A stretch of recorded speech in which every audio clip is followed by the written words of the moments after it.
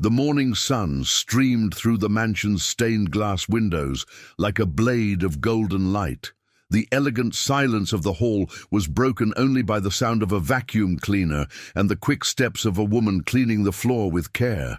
Helena, the housekeeper, had been working there for just over a year, but she already knew every corner, every scent, and even her boss's moods.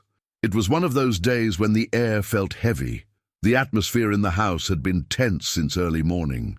Eduardo, the quiet and reserved businessman, had received an unexpected visitor, Viviane, his ex-wife, who arrived in a luxury car, stepping out wearing dark sunglasses and a smug expression. Helena watched from afar, hidden behind the hallway door, as Viviane entered with the posture of someone who still believed she owned the place. Her high heels echoed like a warning. "So, this is where you're living now?" Viviane asked, glancing around with a mocking smile. "Well, simple but cozy." Eduardo crossed his arms, trying to stay calm. "What do you want, Viviane?" She paused dramatically, took off her glasses, and with a voice dripping with fake sweetness replied, "I came back because I need to tell you something important." Helena, from the other side of the room, kept cleaning quietly, but each word hit her ears like a crack. "I'm pregnant, Eduardo." The bucket in Helena's hands almost slipped. The silence that followed was so deep that even the ticking of the clock seemed to stop. Eduardo froze, staring at her as if he hadn't heard right. "Pregnant," he repeated in a low voice. "Is this a joke?" Viviane put her hands over her stomach and pretended to be offended. "Of course not. Do you really think I'd joke about something like that?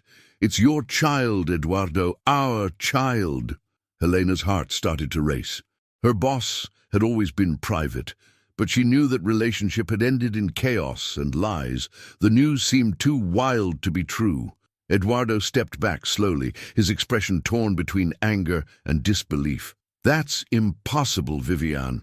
We haven't seen each other in months." Viviane chuckled, moving closer. "Months, yes. But I guess you forgot that night you came over to settle things." Helena lowered her head, trying to focus on the wet rag, but the air was too thick to pretend nothing was happening. Viviane shot her a look of disdain. "You," she said, pointing a finger at Helena, "bring me a glass of lemon water and hurry up, please." The maid nodded, trying to hide her tension. As she walked away, she heard Viviane continue in that venomous tone. "It's amazing, Eduardo. You traded a woman like me for a house full of servants and silence." Eduardo replied firmly, "I traded it for peace." Viviane let out a sarcastic laugh. "Peace? Then enjoy it while you can, because soon you'll have baby cries around here." In the kitchen, Helena took a deep breath. Her hands trembled. Something didn't add up. She remembered seeing Viviane's name in a celebrity magazine recently. Photos from parties, champagne in hand, tight dresses. Nothing about her screamed pregnant. While preparing the drink, Helena heard footsteps approaching. It was Viviane who entered without knocking. "You must be Eduardo's new confidant, right?" she said, crossing her arms. "Girls in uniforms always end up thinking they're closer than they really are." Helena swallowed hard. "I just do my job, ma'am." Viviane stepped closer, lowering her tone. "Then remember your place. And stay out of family matters." Helena stood still, saying nothing, as the woman took the glass from her hand and left with that same cold smile. When she returned to the living room, Eduardo was seated, staring blankly. Viviane kept talking, dramatic as always. "I didn't come here asking for anything. I just thought it was fair that you knew. The responsibility is yours." Eduardo rubbed his face, clearly shaken. "I need to think." Viviane pretended to wipe away tears that didn't exist. "Think fast, because soon everyone will know." She left with the same arrogance she arrived with. Helena, still nearby, saw her boss stand up and slowly walk to the window. The sunlight hit his tired face. He looked like a different man. She approached carefully. "Are you all right, Mr. Eduardo?" He answered without turning. "Sometimes, Helena, the past comes back when we want most to forget it." Helena stayed silent, but as she put away the cleaning supplies, a thought began to grow inside her. That woman wasn't pregnant. She was almost sure of it. And even though she didn't know how, Helena felt that the truth, no matter how dangerous, would soon knock on that door. The rest of the morning dragged on. After Viviane left, the mansion grew quiet. But it wasn't a peaceful silence. It was the kind that carries unspoken things. Eduardo locked himself in his office. Helena went back to her chores, but her mind wouldn't stop. While dusting the furniture in the living room, she remembered the pictures she had seen in a gossip magazine weeks earlier. Viviane laughing at an event, holding a champagne glass, wearing a tight dress, stiletto heels, not a single sign of pregnancy. Helena didn't know much about it, but she knew that after a while some things started to change, and she hadn't noticed any change at all. Early in the afternoon, the electronic gate buzzed again. Helena looked out the window and felt her stomach twist. It was the same luxury car, the same posture, the same woman. Viviane was back, this time carrying a small rolling suitcase and a large handbag slung over her shoulder. Helena politely opened the door. "Back again, ma'am?" she asked, trying to sound neutral. Viviane didn't even reply. She walked in as if she owned the place, dragging her suitcase across the marble floor. "Where's Eduardo?" she asked, glancing around as if checking for something out of place. "He's in his office, ma'am. I'll let him know you're here." "No need." Viviane cut her off, already heading down the hallway. "I know the way." Helena stood frozen at the door for a few seconds, watching the scene unfold. Something deep inside her whispered that this wouldn't end well. Moments later, the voices began. "This is ridiculous, Viviane." Eduardo's voice echoed through the hall, louder than usual. "You can't just show up here with luggage and everything." "I didn't just show up," she said, forcing a sob in her voice. "The doctor said I need rest, and you're the father. Or would you rather your child grow up without you around?" Helena pretended to fix a vase on the sideboard, but was clearly listening. "We don't even know if—" Eduardo hesitated. "If that child is mine." Viviane exploded. "How dare you doubt me? After everything we've been through, I should sue you." Helena heard firm footsteps approaching. Viviane appeared in the room, wiping imaginary tears from her face. "You!" She pointed at Helena again. "Go prepare the guest room upstairs. I'll be staying here for a few days." Helena swallowed the answer she wanted to give. "The guest room is clean, ma'am. I'll just change the sheets." "Perfect." Viviane looked her up and down. "And please, no strong cleaning smells. Pregnant women get nauseous, you know. Or doesn't that come up in the soap operas you watch?" She laughed at her own remark and went back to the office, slamming the door behind her. Helena climbed the stairs slowly, feeling the tension rise with each step. In the hallway, she passed the guest room. Everything was spotless. She changed the linens, fluffed the pillows, opened the window to let the air in. As she walked back down the hall, she saw Viviane's suitcase leaning against the wall. The big bag was tossed onto an armchair. On instinct, Helena approached to move it somewhere safer. When she grabbed the handle, a small bottle slipped out and rolled across the floor, stopping near her foot. She bent down to pick it up.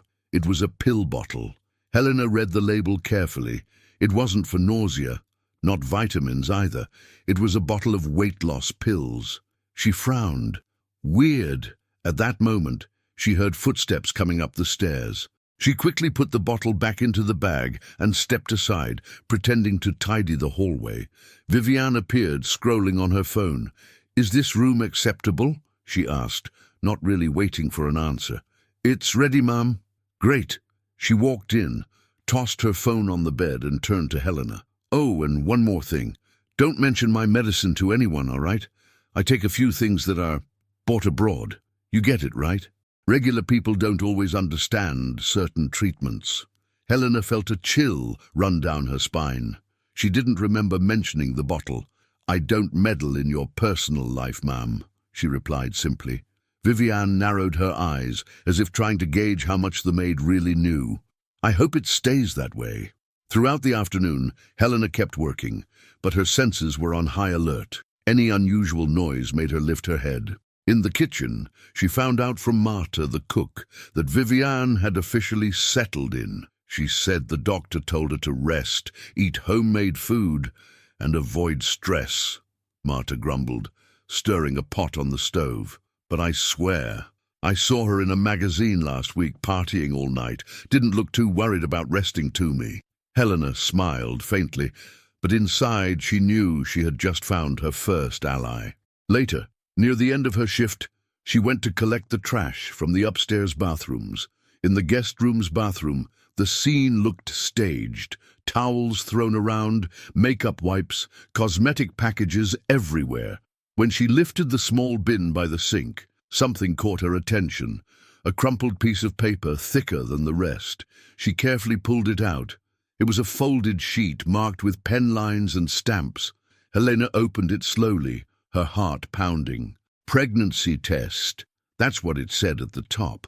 She held her breath. Below were some details. Result, date, doctor's signature, clinic stamp. But one thing stood out.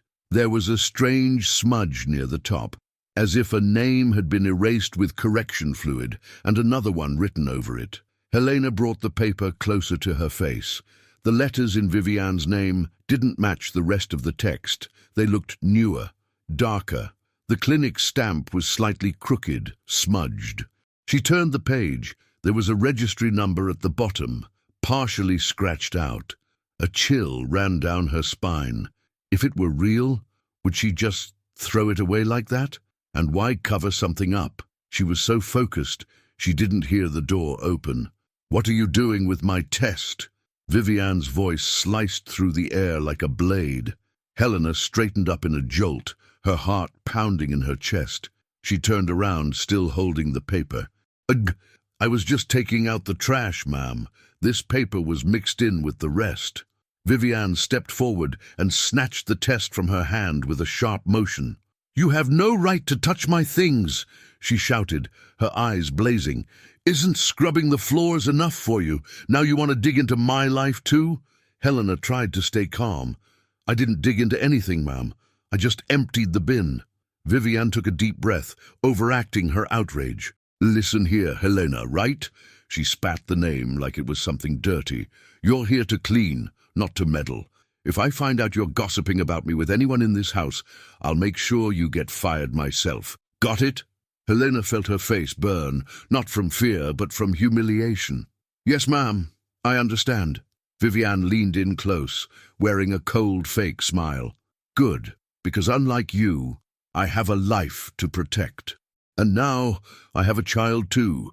She folded the test, stuffed it into her purse, and slammed the door behind her. When her footsteps faded, Helena braced her hands against the sink, trying to catch her breath.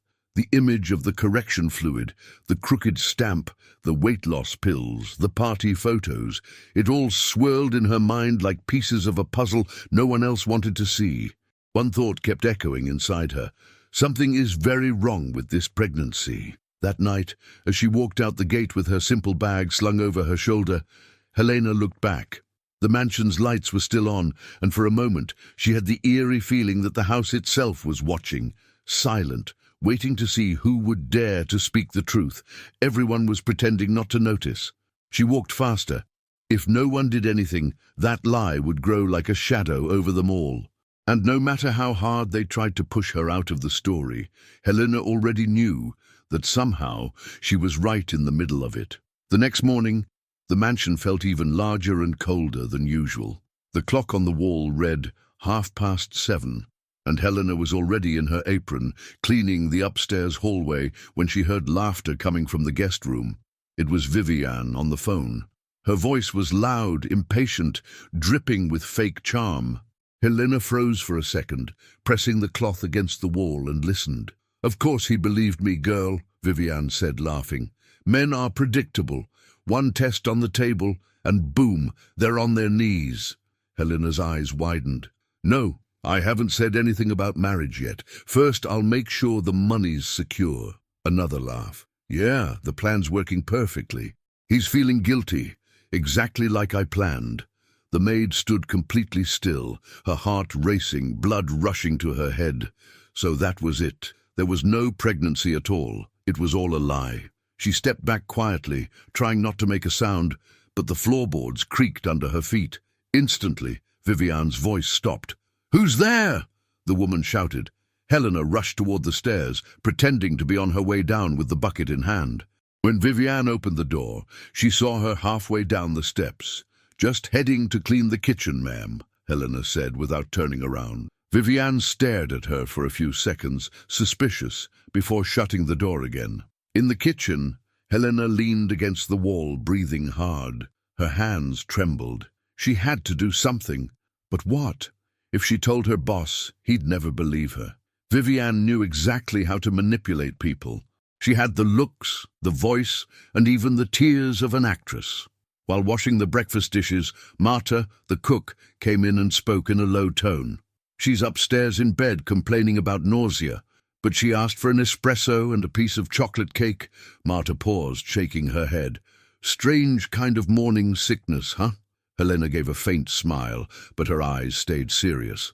"Marta, do you remember the name of the clinic from her test?" "Clinic? What clinic?" "The pregnancy one. The paper she left in the bathroom." "Oh, I don't know. I think she mentioned something like premium clinic or whatever." "Why?" Helena didn't answer. She quietly wrote the name on a scrap of paper and slipped it into her apron pocket. That afternoon, when Vivian left to see the doctor, Helena took the chance to look around the guest room. She didn't want to invade anyone's privacy, but she felt she had to understand what was really going on. She opened the dresser drawer and found several receipts from expensive stores, imported perfumes, and a card from a clinic. But the name was different. VitaCare. She frowned. Why two different names? She picked up the card, comparing it mentally to the one on the test she'd seen in the trash the day before. The font, the color, the logo, all completely different. As she thought it over, she heard the sound of the gate. Vivian's car was returning. Helena quickly put the card back and stepped away, pretending to be busy. When Vivian walked in, she was talking loudly on the phone, laughing. "No, of course, I'm not really pregnant, but who needs to know that, right?" Helena froze in the hallway. The words echoed in her mind. Vivian noticed her presence and hung up immediately. "Are you following me now?" she asked sharply. "I was just passing by, Mom. You've got a habit of listening to things you shouldn't, don't you?" Helena didn't reply. She grabbed the bucket and went down the stairs in silence. That night at home she couldn't sleep. Her mind replayed every moment. The conversation, the pills, the fake test, the mocking tone. It was a whole puzzle made of lies. She picked up her old phone and searched for VitaCare Clinic. The address showed up in another neighborhood, far away. The next morning, she asked to leave work early to handle a personal matter, and went there. The clinic was small, discreet, with a pale blue front. Helena walked in shyly, pretending she was asking for a friend. "Good morning," she said softly. "I wanted to know if you do pregnancy tests with printed results." The receptionist smiled. "Yes, we do. Would you like to book an appointment? It's just that my friend came here a few days ago and lost her paper. I just wanted to check if it was done here." "What's her name?" Helena hesitated. Vivian Rocha." The woman typed on her computer, waited a few seconds, then frowned. "We don't have any patient by that name in the last few months." Helena felt her stomach twist. "Are you sure?" "Absolutely. We might have someone with a similar name, but not a Vivian Rocha." "What if the test was done under someone else's name? Like if another person used a different name?" The receptionist looked up, suspicious. "That would be a crime, ma'am." Helena lowered her head, thanked her, and left with her heart pounding. At the bus stop, she sat on the bench and took a deep breath. The truth was becoming clear. The test was fake. But now came the real problem. How to prove it without risking her job or even her safety. That evening back at the mansion, the air was heavier than ever. Vivian was lying on the couch pretending to faint, surrounded by drama. "I'm not feeling well, Eduardo," she cried, one hand on her forehead. "I think the stress is hurting the baby." Eduardo, desperate, held out a glass of water. "I'll call the doctor." "No, don't," she interrupted dramatically. "I just need you to understand me and trust me." Helena watched from the doorway, unnoticed. Every word was perfectly staged. When Eduardo went upstairs to get some papers, Vivian opened one eye, looked at Helena and smiled, that smug, poisonous smile of someone who knew she was winning.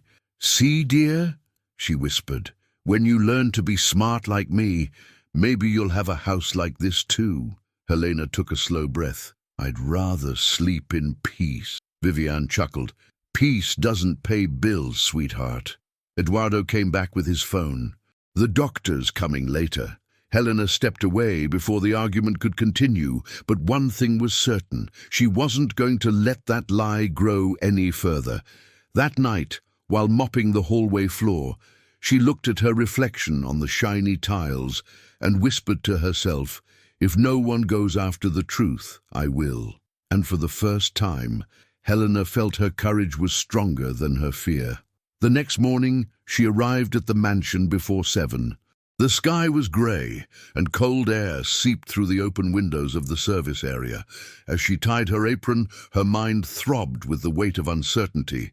Tell Eduardo everything or stay silent. His face came to mind, tired, confused, trapped in Vivian's manipulation. Helena knew he was a fair man, but she also knew how easily that woman could twist anything. Still, something inside her said she couldn't stay quiet any longer. Around 9, Eduardo came down for breakfast. He wore a dress shirt with the collar open, looking distant. Helena poured his coffee and, heart-pounding, gathered her courage. "Mr. Eduardo, may I tell you something?" she asked quietly. He looked up, surprised. "Of course, Helena. What is it?" She took a deep breath. "It's about Mrs. Vivian." His face hardened instantly. "What about her?" Helena hesitated. "I know it's not my place, but I think you should know there's something strange about this pregnancy story." Eduardo frowned. "Strange how?" "The test she showed. It has erased names, changed details, and I heard her on the phone saying the plan was working perfectly." He stared at her for a few seconds. "You actually heard her say that?" "Yes, sir. And there's more. I went to the clinic listed on the paper. They have no record of her name." The businessman sighed, placing his hands on the table. "Helena, I know you mean well, but this is a very sensitive matter. I understand. But that's exactly why I'm telling you. Mrs. Vivian is lying." Eduardo stood up, his voice calm but firm. "Helena, you're crossing a line. I can't have an employee investigating my family's private life." She felt the color drain from her face. "I only wanted to protect you. I appreciate your intention, but this kind of thing could put you in a difficult position." Before Helena could reply, Vivian appeared in the doorway, wearing a silk robe and a poisonous smile. "A difficult position," she said, feigning innocence. "What's going on here?"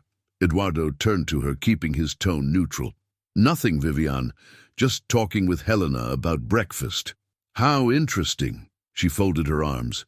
"Because from where I was standing, it looked like she was sticking her nose where it doesn't belong." Helena swallowed hard. "I was just talking about—" Vivian cut her off, her voice cold and sharp. "About what?" "About my pregnancy." "About my baby." Eduardo stepped in. "Vivian, calm down." "No, darling, I want to hear it from her mouth." Vivian took a step forward. "What exactly do you think you know, maid?" The silence that followed sliced through the air like a knife. Marta, the cook, appeared quietly in the doorway, pretending to straighten the tablecloth, but everyone knew she was listening. Helena took a breath, trying to keep her composure. "I just thought something was odd, Mom." "That's all." Vivian let out a mocking laugh. "Odd? You know what's odd? A maid who doesn't know her place. You should be scrubbing floors, not making up stories about me." Eduardo tried to calm the situation. "Vivian, please." "No!" she shouted, forcing tears to her eyes. "I knew this would happen. This woman's jealous of me, Eduardo. From the moment I arrived, I saw the way she looks at you." Helena stepped back, shocked. "What? I never—" "Shut up!" Vivian screamed, pointing a finger at her. "I saw it. And now you're trying to make me look like a liar just to get close to him."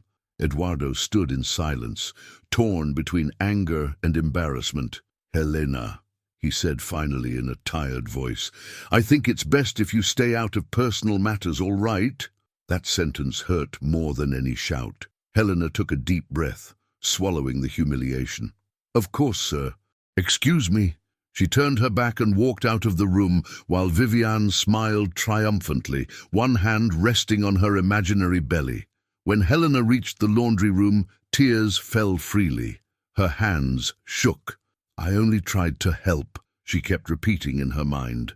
But it felt like the whole house was against her. For the rest of the day, tension filled every corner. Vivian roamed the mansion with a victorious air, going out of her way to provoke.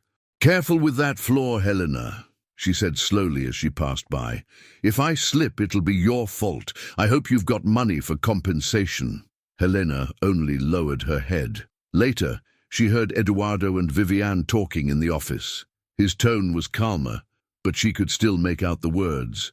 "You need to stop starting these arguments, Vivian," he said. "Helena's a good worker." "A good worker?" she shot back with fake outrage. "Eduardo, that woman's poisoning you against me." "I nearly fainted today from all the stress she's causing. If you care about the baby, fire her." Helena heard the chair creak and the sound of his footsteps moving away. "I'm not firing anyone," Eduardo replied from the doorway, "but I want peace in this house." Vivian stayed silent for a few seconds. Then, in a low, deliberate tone, she murmured, "Then I'll take care of it myself." A chill ran down Helena's spine. In the days that followed, the ex-wife's cruelty only grew worse. She started hiding objects and accusing Helena of losing them. She told the other staff to keep an eye on her. She whispered rumors that the maid was trying to act like she owned the house. Eduardo, exhausted and overwhelmed, seemed to believe at least some of the lies. He avoided looking Helena in the eyes, and that hurt more than any insult. One afternoon, Vivian walked into the kitchen holding a gold necklace. "Can someone explain why this was found in the cleaning closet?" she asked, staring directly at Helena. "I don't know, Mum. I've never seen it before." "Oh, of course not," Vivian laughed. "Maybe it just walked there on its own, right?" Marta tried to step in. "Mrs. Vivian, maybe someone dropped it by accident." "Stay out of it, Marta," the woman snapped. "The truth is, this house is full of people who think they're clever." Eduardo appeared in the doorway, drawn by the noise. "What's going on here?" Vivian pretended to cry. "Her!" She pointed at Helena. "I found the necklace in the service area. This woman's stealing from me, Eduardo." The silence that followed was suffocating. Helena felt her knees weaken. "I've never stolen anything, sir, I swear." Eduardo sighed, rubbing his face. "Enough. I don't want any more fighting." Vivian smirked. "Then I think she should leave." Helena looked at him, hoping he'd defend her. But her boss only looked away. "Helena," he said quietly, "maybe it's best if you take a few days off." It felt like the ground opened beneath her feet.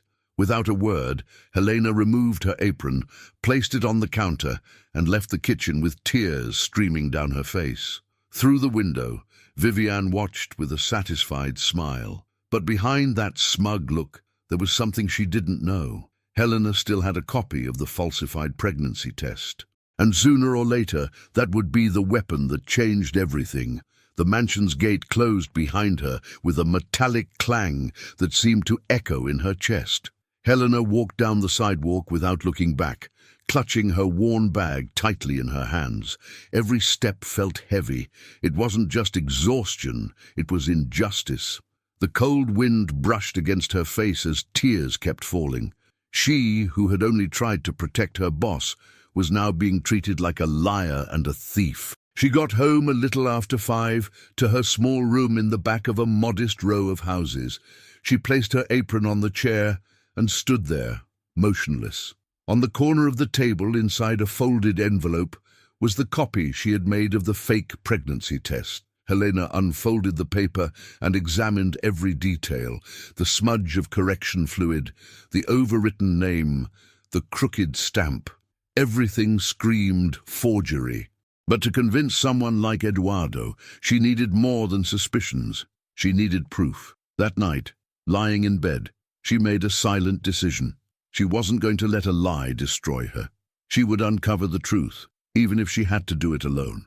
The next day, she went to a small office downtown that belonged to an old friend, Mr. Raimundo, who worked with documents and printing. "Helena!" he exclaimed, surprised to see her. It's been ages. What's with that face, girl? She forced a tired smile. I need your help, Raimundo. It's serious. She placed the folded test on the counter. Can you tell me if this document is real? He adjusted his glasses, looked over the paper and frowned. This was definitely altered. Look at the ink used for the name. It's different from the rest of the text. And this stamp, he pointed, looks like a digital copy, not an original one. Helena's heart started racing. Can you put that in writing? Raimundo scratched his head. I'm no expert, but I can write up a simple report pointing out the inconsistencies. That already helps a lot. While he wrote, Helena looked around at the machines and thought about how well-crafted Vivian's lie had been. The woman had forged a medical test, manipulated her boss, and humiliated anyone who dared to doubt her. But now, that perfect lie had a crack. When Raimundo handed her the report, she thanked him and left with the folded document safely tucked in her bag. It still wasn't enough. She needed something stronger, direct confirmation from the clinic itself. The next day, Helena went to the premium clinic, the name printed on the fake test. It was an elegant white building with golden lettering on the facade. She took a deep breath before stepping inside. At reception, a cheerful young woman greeted her. Good morning. How can I help you? Helena replied calmly. I'd like to confirm a pregnancy test that was supposedly done here a few weeks ago under the name Vivian Rocha. The receptionist typed on her computer, then shook her head. I'm sorry. We don't have anyone by that name. Helena felt a chill run through her. Are you sure? Completely. Maybe it was at another branch. This is the only premium clinic in town, right? The woman nodded. Helena thanked her, and just as she was about to leave, an idea came to her. Is the doctor in charge of test results available? She asked. I just need to confirm a detail about a stamp. A few minutes later, a man in a white coat came out. I'm Dr. Henrique. How can I help you? Helena briefly explained that she was checking the authenticity of a document that might be forged. The doctor took the paper, studied it for a moment and replied without hesitation, This isn't ours. The stamp is fake. The logo's outdated and that signature isn't mine. She looked at him, her chest tightening. Are you absolutely sure? Positive. This is an altered copy, probably made on a computer. Helena took a steadying breath. Could you write that down for me? He hesitated. I can make a simple statement saying this document wasn't issued by us. Yes, but I can't be involved in anything legal. That's fine. The truth is all I need. He wrote it, signed it, and stamped it with the clinic's real seal. By the time she left, the sun was already setting. Helena looked up at the orange sky and felt her heart lighter for the first time in days. She finally had proof. The test was fake, the name altered, and the clinic had confirmed it. But one question still haunted her. What was Vivian really after with this lie? Over the next few days, Helena quietly kept digging. Through Marta, who met her secretly, she discovered that Vivian had convinced Eduardo to sign a life insurance policy and transfer part of his company's shares for the good of their baby's future. Helena nearly dropped her glass when she heard that. So, that's it, she whispered. She doesn't just want his money, she wants everything. Marta looked around nervously. I shouldn't be telling you this, but if anyone can prove what's going on, it's you. Helena nodded firmly. And I will. That night, she organized all the documents into an envelope. The forged test, Raimundo's report, the clinic's declaration, and a photo of the paper showing the correction marks and the overwritten name. She knew going back to that house would be dangerous. Vivian wouldn't take it quietly, but fear wasn't enough to stop her anymore. The next day, she waited until late afternoon, the time Eduardo was usually alone in his office. She wore a simple blouse, tied her hair back and grabbed the envelope. When she arrived at the mansion, the guard hesitated. Mrs. Vivian said not to let you in. Helena took a deep breath. I know, but Mr. Eduardo needs to see this. It's important. The guard looked uncertain. Will it be quick? 2 minutes. He stepped aside. Helena walked to the office, her hands sweating. Eduardo was seated at his desk, surrounded by papers. When he looked up and saw her, he seemed surprised and a bit uncomfortable. Helena, I told you to take a few days off. I know, sir, but this isn't about me. She placed the envelope on the desk. It's about Mrs. Vivian. He stared at the envelope, hesitant.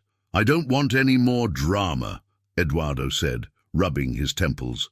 Then read this, Helena replied firmly.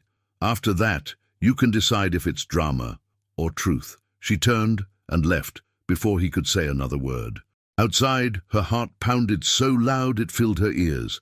Inside the office, Eduardo opened the envelope and began to read. With each page, his expression shifted. First confusion, then shock, then anger. Meanwhile, outside the mansion, Helena walked slowly toward the gate, unaware that at that very moment her courage had just changed everything. The atmosphere in the house the next morning was heavy. The sun had barely risen, yet tension already hung in the air. Eduardo had been locked in his office since dawn. Helena, standing by the service area, didn't know if he had read the documents, but deep down she could feel he had. Vivian, on the other hand, was restless. She paced back and forth with her phone in hand, speaking in a low, irritated voice. Helena, who had returned quietly to collect her belongings from the laundry room, noticed the shift in tone. "Are you sure no one else has a copy?" Vivian asked on the phone, her face tense. "She couldn't have found out anything." Helena froze behind the wall, her heart pounding. Vivian was talking about her. "I'll take care of it today," Vivian continued coldly. "That little maid isn't going to ruin what took me months to build." Helena backed away, slowly, swallowing her fear. Inside the office, Eduardo finally pushed back his chair and stood. The evidence Helena had left was undeniable. The test was fake, the clinic's signature forged, and the name altered. He felt betrayed and ashamed for ever doubting the one person who'd only tried to protect him. But before he could confront Vivian, the office door burst open. "So, you've read what that woman left you?" Vivian said, trying to sound calm but failing. "Because I'd like to defend myself before you start jumping to conclusions." Eduardo met her eyes. "Then defend yourself." Vivian blinked, pretending to be offended. "Me? Defend myself from what?" He threw the envelope onto the desk. "From this?" For a brief moment her face went blank, then she gave a shaky laugh. "Oh, that? You're really going to believe a stack of papers printed by some bitter housemaid?" Eduardo's gaze hardened. "Those papers include a signed statement from a real doctor, from a real clinic, and your test is a fake." Vivian swallowed hard. "That's ridiculous. I can explain." "Then explain." She hesitated, then quickly put her mask back on. "I had the test done at another clinic, but I copied the format because the original was smudged. That's all." Eduardo shook his head. "And I suppose that's why you erased names and forged signatures too?" Vivian went silent. "It's over, Vivian," he said, his voice steady. "You lied to me, you manipulated me, and you humiliated someone who didn't deserve it." She took a sharp breath, her eyes burning with fury. "So that's it? You're throwing everything away because of a maid?" Eduardo stood up. "Not because of her, because of the truth." Vivian stepped closer, her tone low and threatening. "You'll regret this." She stormed out, her heels striking the floor like gunshots down the hallway. From outside, Helena heard the door slam, and her heart raced. She knew Vivian wouldn't accept defeat, and she was right. Later that afternoon, as Helena tried to slip quietly out through the side gate, a black car screeched to a stop in front of her. The window rolled down. Vivian's furious eyes glared from inside. "So you think you've won, huh?" she hissed. "This isn't over." Helena met her gaze calmly. "I only wanted the truth to come out." "Truth?" Vivian laughed bitterly. "The truth is, no one cares about you. Not even him." "Then why are you so angry?" Helena asked quietly. "If no one cares, why are you losing sleep?" Vivian went silent for a moment, then slammed the gas pedal and sped off. Helena knew that wasn't goodbye. It was a threat. That night, the inevitable happened. Eduardo called her. "I need to see you," he said in a tired voice, "and apologize." They met at a small cafe downtown. Eduardo looked like a different man, heavy eyes, slouched shoulders, a weight of guilt hanging over him. "You were right all along," he said. I let myself be fooled because I wanted to believe the past could be fixed. Helena lowered her gaze. Sometimes the hardest lessons are the ones that hurt. She's gone from the mansion, he sighed. Said she never wants to see me again, but I don't trust her. I'm afraid of what she might do.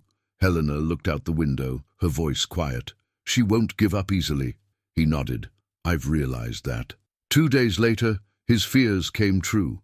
Eduardo returned from a business meeting to find police cars parked at his gate. One of the officers stepped forward. Mr. Eduardo Nogueira? Yes, that's me.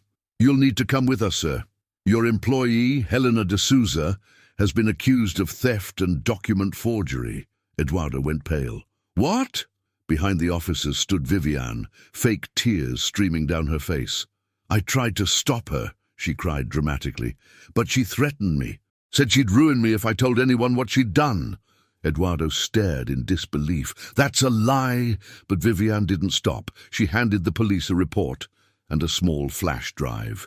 It's all here! Viviane shouted, her voice trembling with feigned outrage. She went through my papers and created fake documents to frame me. Helena, who had just arrived with Marta, froze in shock.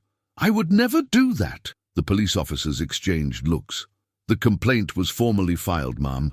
We'll need you to come with us to clarify a few things. Eduardo tried to intervene. That won't be necessary. I'm an attorney. I can handle this. But Helena interrupted softly. It's okay, sir. If I have to prove my innocence, I'll go. As the officers escorted her to the car, Viviane watched from a distance, a faint, satisfied smile curling on her lips. At the police station, the hours dragged by. Helena explained everything. The fake test, the clinic visits, the evidence she'd gathered. The officer in charge, a seasoned man, listened carefully without interrupting. And you say those documents are with Mr. Eduardo? He asked. Yes, sir. He's seen them all. Just then, Eduardo entered the room holding a folder. Here they are. And there's more. I checked the call logs and invoices. Mrs. Viviane contacted a print shop the same day the fake exam was supposedly issued. The officer skimmed the papers and nodded slowly. Looks like we have a major turnaround here. Viviane was called in for questioning shortly after. The moment she realized the evidence was undeniable, her story changed twice. Then she fell silent. The arrogance drained from her face. Helena watched quietly, feeling a mix of relief and sadness. She didn't want revenge, only justice. When she left the station that night, the cool breeze felt lighter than it had in days. Eduardo approached her. You were brave, Helena. I should have trusted you from the start. She gave a tired smile. Sometimes the truth has to take a few punches before it wins. Are you going home? He asked. Helena looked toward the horizon. Maybe someday, but right now I just need to breathe far away from all this. Eduardo nodded. I understand. They stood there in silence for a moment, staring at the starry sky. Neither of them knew the story was far from over. Viviane wasn't the kind of woman to disappear quietly. 2 days had passed since Helena's release. She was exhausted, but relieved. The truth was finally out, or so she thought. Deep down, she still felt uneasy. Viviane was not someone who accepted defeat. The sudden quiet was what scared her most. That afternoon, while washing clothes in the backyard, her phone rang. It was Marta, her voice urgent. Helena, you need to know this. Mrs. Viviane's back at the mansion. She said Mr. Eduardo called her to talk. But he's not even home. Helena stopped scrubbing and felt her stomach drop. She came back? What do you mean? Yes, she arrived with a car full of boxes, said she's moving back in. Marta hesitated. And it looks like she's planning something. Helena grabbed her bag and left home without another thought. When she reached the mansion, the sun was setting. The gate was open and there was movement everywhere.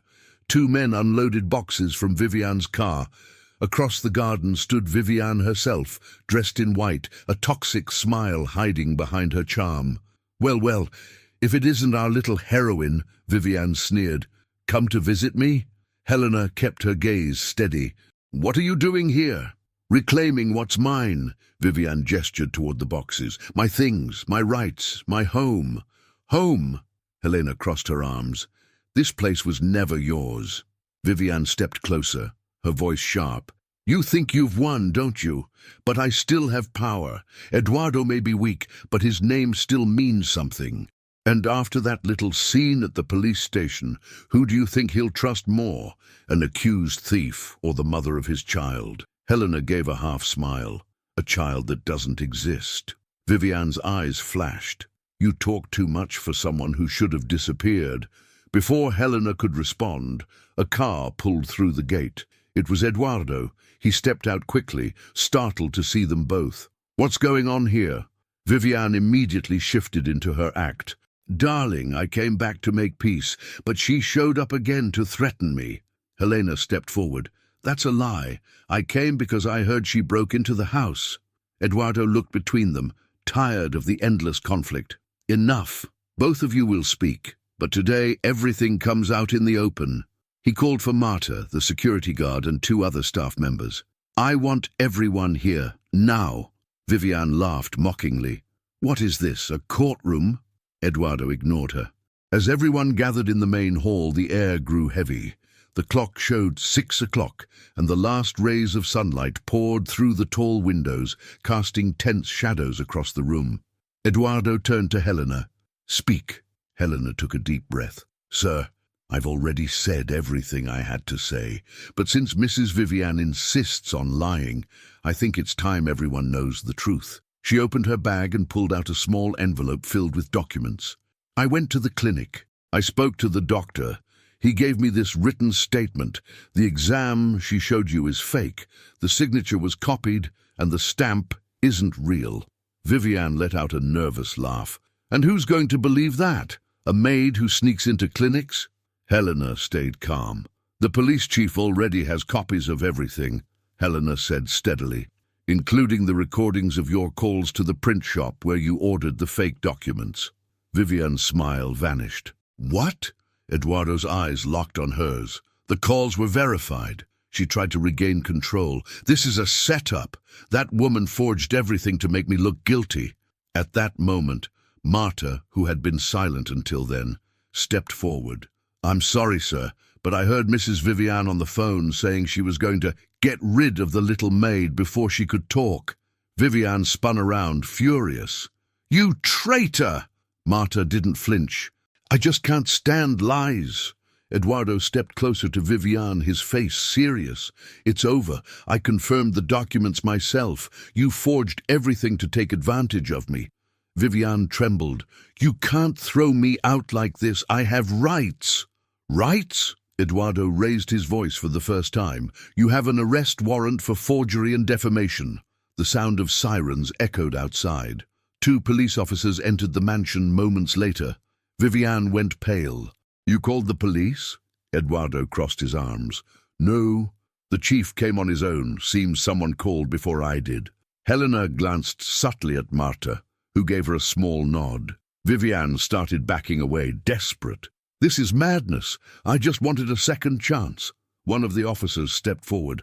Mrs. Vivian Rocha, you are under arrest for document forgery, slander, and attempted fraud. She tried to resist. I'm pregnant, she screamed. The officer replied calmly, That will be evaluated at the station, ma'am. Vivian cried, but no one felt sorry for her. As they led her out, she glared at Helena with hatred. You'll pay for this. Helena replied quietly, The truth doesn't charge interest. The door closed and silence filled the room. Eduardo stood still for a few seconds, breathing deeply. I don't even know what to say. Helena bowed her head. You don't need to say anything, sir. Justice already spoke for us. He stepped closer, his voice trembling. I accused you, humiliated you, and you still defended me. She smiled softly. I just did what I thought was right. Eduardo stayed quiet for a moment, then turned to everyone present. From this day on, Mrs. Helena is no longer an employee of this house. Everyone exchanged confused looks. Eduardo continued. She is an honored guest, and I want everyone to know that she's the one who saved my life from a massive lie. Tears welled in Helena's eyes. For so long, she had been just the maid. Now, for the first time, someone was calling her a hero. Eduardo smiled sincerely. "And if you ever want to work with me again, it won't be as staff. It will be as the director of the foundation I'm creating." Helena was speechless. I don't know what to say. Just say yes." She nodded, emotional. Outside, the flashing police lights faded down the road. Inside, the air finally felt clear, as if, after so long, someone had opened every window and let the truth in. The following days brought peace, something the mansion hadn't known in a long time. The heavy air was gone, and Vivian's footsteps no longer echoed through the halls. Outside, the garden flowers began to bloom again, as though even nature had been waiting for that moment. Vivian remained in custody, awaiting trial. The news spread quickly. Socialite arrested for forgery and attempted fraud. Online headlines showed pictures of her entering the police station, hair disheveled, eyes vacant, a far cry from the elegant, arrogant woman who once thought she ruled everything. Meanwhile, Helena began rebuilding her life. She had moved into a small apartment in a nearby neighborhood and started helping a friend at a community shelter. There, she spent her days caring for children and the elderly, something she had always dreamed of doing but never had the chance. One morning, as she was serving breakfast to the kids, her phone rang. It was Eduardo. "Helena, I need to see you," he said, his voice calm but full of emotion. "It's important." She hesitated for a moment, then agreed. When she arrived at the mansion, it felt strange. The same gate, the same trees, the same garden, yet everything felt different. The suffocating presence of Vivian was gone. Eduardo was in the garden, dressed simply, watering the plants. When he saw her, he smiled warmly. "I knew you'd come." Helena smiled shyly. "I wasn't sure if I should." "You should always come here," he said, pointing toward the house. "This is part of your story, too." They walked inside. The house looked completely renewed. Where there had once been cold luxury, there was now warmth and simplicity. In the center of the living room, a new plaque caught her attention. "Hope Foundation." Helena stopped in front of it. "Is this what I think it is?" Eduardo nodded. "Yes, the foundation I promised to create. It will provide shelter, education, and support for women who faced injustice like you did, and I want you to run it." Helena placed a hand on her chest, stunned. "Me? Yes, no one better to lead it. You're the reason this exists." She stood in silence for a moment, her eyes glistening. "I don't know if I deserve all this." Eduardo smiled. "You deserve more than that," Eduardo said gently. The inauguration took place a few weeks later. Journalists, neighbors, and the mansion's staff gathered in front of the estate. The place that once sheltered lies was now a symbol of rebirth. Helena was nervous, wearing a simple dress and a badge from the foundation hanging around her neck. When the announcer called her name, the audience applauded. She stepped onto the small stage and looked out at the crowd. For a moment, she remembered the timid maid she once was. The woman who used to scrub those very floors was now standing there as the foundation's director. "I never imagined I'd be here," she began, her voice trembling. "For a long time, I thought staying silent was the only way to survive. But I learned that sometimes speaking up is what saves you. Speaking the truth, even when it hurts, even when no one believes you at first." She paused and glanced at Eduardo, who smiled softly among the crowd. "This house was once a place of pain, humiliation, and deceit. But today it becomes a symbol of hope. And if I've learned anything, it's that truth always finds a way to show itself, even when someone tries to cover it with correction fluid." The audience laughed and applauded. Helena wiped away a tear. "This foundation is for every woman who's ever been doubted, for those who were wronged, for those who kept going, even without support. I'm not a hero. I just learned that dignity isn't something you ask for. It's something you keep." The applause that followed was long, heartfelt, and emotional. Months passed. Helena managed the foundation with dedication. Each week brought new stories of resilience, women finding shelter, training, and new opportunities. Children's laughter echoed through the hallways, One Friday afternoon, as she was reviewing documents, Eduardo appeared at her door, holding 2 cups of coffee. "Thought you might need a break," he said with a smile. Helena chuckled. "Guess I should get used to that."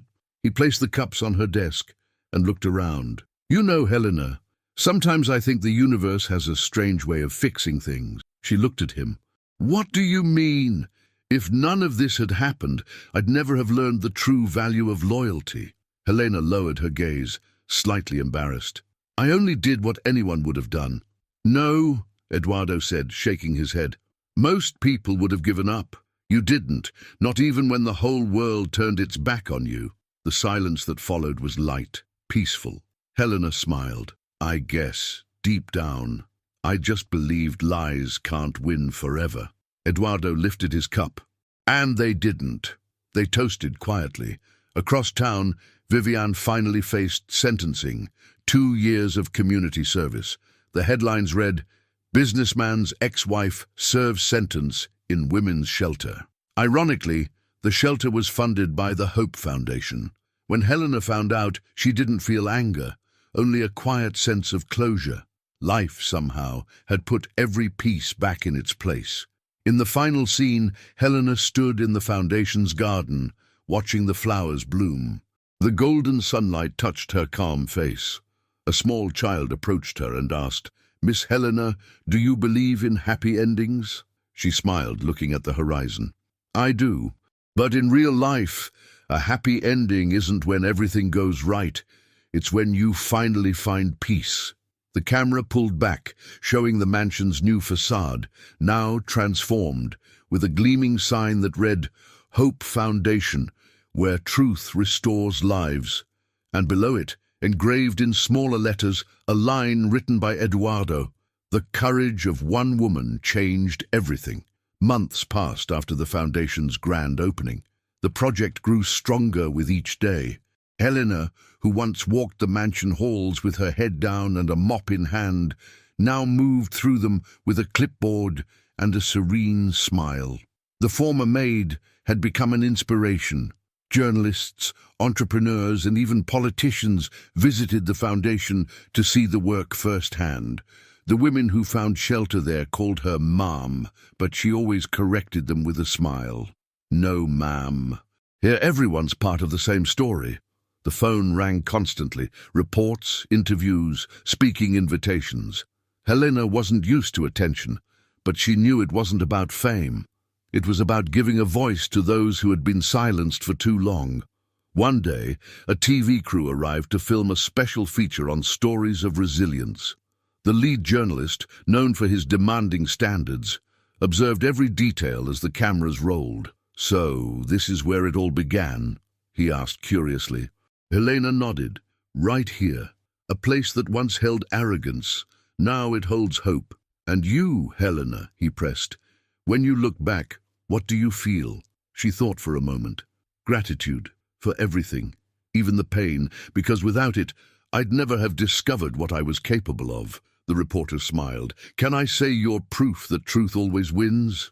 "You can," she replied calmly. "But only if you add one thing. Truth does win, but only when someone's brave enough to stand by it until the end."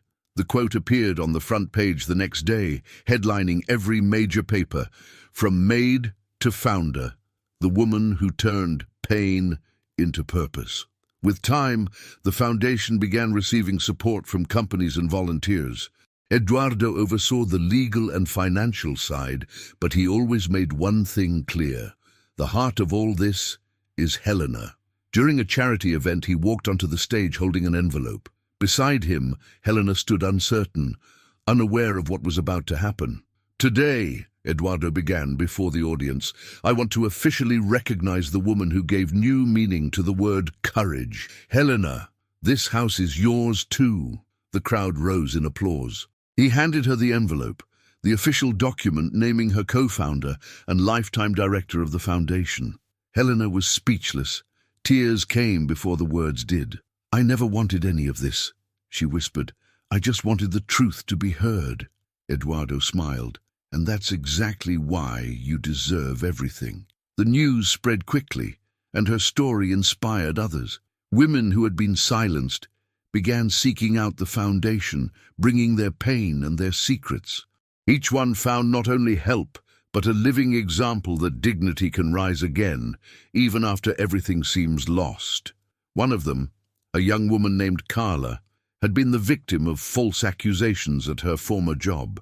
When she met Helena, she said, "I thought no one would ever believe me." Helena took her hands and replied, "Then start by believing yourself. The rest comes later." Those words became the foundation's motto, painted on its main wall. Believe in yourself first. The rest, time will prove. Meanwhile, Viviane continued serving her sentence. During her community service hours, she cleaned hallways and washed floors, just as Helena once had. The irony didn't go unnoticed. One day, while delivering boxes to one of the shelters run by the Hope Foundation, Helena crossed paths with Viviane in the courtyard. The businessman's ex-wife lowered her gaze, visibly ashamed. "I didn't expect to see you here," Viviane murmured, avoiding eye contact. Helena replied calmly, "Life always puts us where we need to learn." Viviane sighed. "I destroyed so much. And you can still rebuild," Helena said. "But for that, you need to stop pretending you're the victim." Viviane lifted her eyes, emotional, unsure what to say. For the first time, there was no hatred between them, only remorse. Helena turned to leave, but added, "Forgiveness begins when we understand the damage we caused. I hope one day you understand." That was the last time they saw each other. A few months later, the Hope Foundation received a national award for its social impact. Helena took the stage amid a standing ovation, lights flashing, cameras rolling, faces glowing with admiration. She took a deep breath before speaking. When a lie tries to destroy someone, it's like a shadow trying to cover the light. But what I've learned is that no darkness can defeat the one who keeps lighting candles. I only lit one, and everyone who believed with me made it shine. The applause echoed for minutes. Among the crowd, Eduardo watched with pride, and Marta wept quietly, clutching her foundation badge to her chest. In the final scene, Helena walks through the foundation's corridor at night, long after everyone has gone home. The lights are off, and she carries a small lantern, checking each room. In the main hallway, she stops in front of the plaque bearing the institution's name. She runs her fingers over the letters and smiles. On the wall beside it hangs a framed photograph, an old image of her sweeping the mansion floors, taken years ago without her knowing. Next to it, a caption written by Eduardo reads, "This is where the truth began to shine." Helena turns off the lantern, looks at her reflection in the window and whispers, "It was worth it." Outside, dawn begins to break, bathing the foundation's sign in golden light. The sun reflects off the windows, painting the building in hues of hope as soft music swells. The camera pans away slowly, showing the waking city, people walking, cars moving, and in the distance, the mansion that once was home to deceit now stands as a symbol of justice and new beginnings. Truth may be silent, but when it speaks, it changes everything. Time passed. The city learned to speak Helena's name with respect. The story of the former maid who exposed a lie and turned pain into purpose became the subject of documentaries, lectures, and school books. But for her, recognition was never the goal. What mattered most was what each woman said when leaving the Hope Foundation with that new light in her eyes, the look of someone who had learned to rise again. It was a quiet morning. Sunlight streamed through the tall windows, flooding the foundation's main hall. Helena walked slowly, observing the faces in the photographs along the walls, faces of people who had rebuilt their lives there.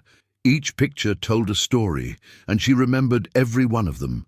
At the front desk, a young receptionist read a letter aloud to her co-workers.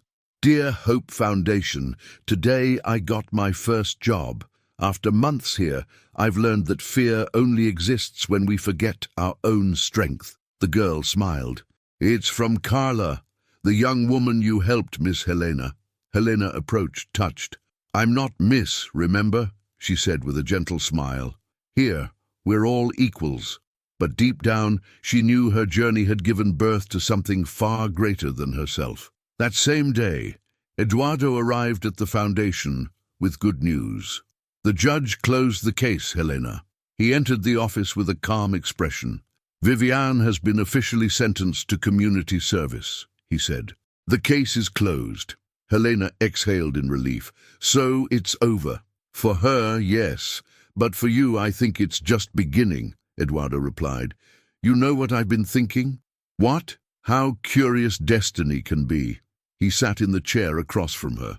One day, you walked into that house to clean the floors. Today, you're the one cleaning people's paths. Helena smiled.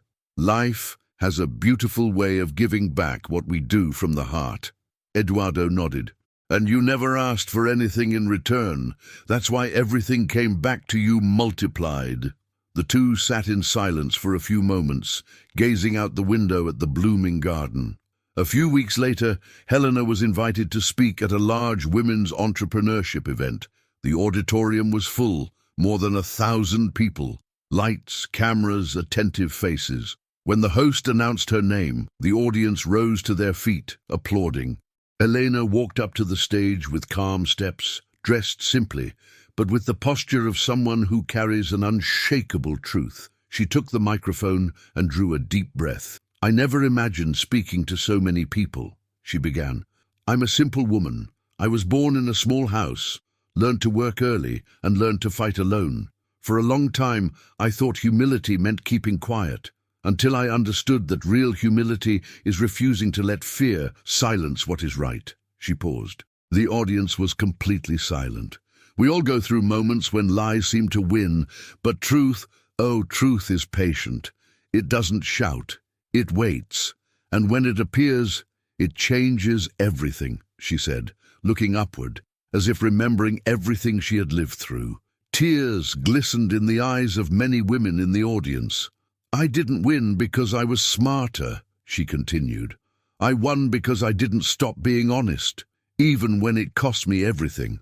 I won because I learned that dignity is the only luxury no one can take from us. She paused, letting silence speak for a few seconds, then concluded, If one day you're wronged, betrayed, or humiliated, don't wish for revenge. Wish for clarity. Because revenge wounds, but truth sets you free, and when it arrives it delivers justice in ways no one expects. The room erupted in applause. People stood up, clapping and cheering her name. Helena smiled through tears and lowered the microphone. She knew this was the real ending, not when she defeated the villain, but when she turned pain into something that could heal others. A few months later, the Hope Foundation opened a new wing. In the main hall, a sculpture was unveiled. A simple woman, her hands raised, holding a broom that transformed into wings. Below it, a plaque read, For every woman who cleaned others' floors but built her own sky. On Inauguration Day, Eduardo and Marta were there, along with dozens of women who had been helped by the foundation. Helena looked at the sculpture with teary eyes. I don't know if I deserve all this, she said softly. Eduardo smiled. You didn't deserve half of what you went through, and you endured it anyway. So yes, you deserve this. Marta held Helena's hand. We don't choose to be strong. Life chooses for us, and you accepted it with courage. Helena wiped a tear. I just wish the world understood that no one is too small to change something big. That evening, Helena stood alone on the foundation's veranda, watching the sunset. The sky's colors reflected on the mansion's glass windows, the same place that was once cold and full of deceit, now alive and full of purpose. She remembered everything. The humiliation, the tears, the sleepless nights, the moments she doubted herself, and she thought about how time had put every piece in its rightful place. Truth takes its time, but it comes, she murmured, and when it comes, it cleans everything. A group of children ran laughing through the garden, and she smiled at the sight. At the gate, a new plaque gleamed in the fading light. Hope Foundation, where truth restores lives. Helena turned and walked slowly through the bright corridors. Each step echoed like a memory. and a promise. Before leaving, she stopped in front of an old photograph on the wall, herself, in uniform, sweeping the mansion floor. Beneath it, a phrase engraved by Eduardo read, "The woman who cleaned the floor also cleaned the world of lies." Helena ran her fingers over the glass and smiled. "Who would have thought, huh?" she whispered. "Life really is a mirror. It shows who we truly are when no one's watching." She stepped out the front door, breathing in the cool night air. The trees swayed in the wind, and soft laughter echoed from the children's wing. Before descending the steps, she looked up at the sky and said quietly, "Thank you, God, for never letting lies have the last word." Subscribe to the channel, like the video, and share this story with your friends. Truth can be silenced for a while, but it's never defeated. Because when it finally speaks, it changes destinies, heals wounds, and turns pain into new beginnings.